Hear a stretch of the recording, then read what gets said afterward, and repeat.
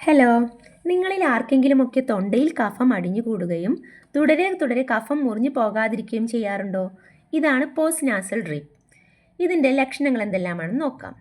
വിട്ടുമാറാത്ത ചുമ, തൊണ്ടവേദന, തൊണ്ട എപ്പോഴും ക്ലിയർ ചെയ്തുകൊണ്ടിരിക്കും, വല്ലപ്പോഴുമുള്ള ചുമയായിട്ടും കാണാം, ഒച്ചയടപ്പ്, തൊണ്ടയിൽ ചൊറിച്ചിലായിട്ടും തൊണ്ടയിൽ എരിച്ചിലായിട്ടും കാണാം.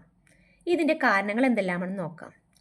പൊടികൾ, വായു മലിനീകരണം, എരിവുള്ള ഭക്ഷണം കഴിച്ചാലും കാലാവസ്ഥയിലുള്ള ചില മാറ്റങ്ങൾ കാരണം ഉണ്ടാവാം. ജലദോഷമുള്ളവർക്കും സൈനസൈറ്റിസ് ഉള്ളവർക്കും ഇത് കാണാം. ഇനി ഇതിൻ്റെ പ്രതിവിധികൾ എന്തെല്ലാം എന്ന് നോക്കാം.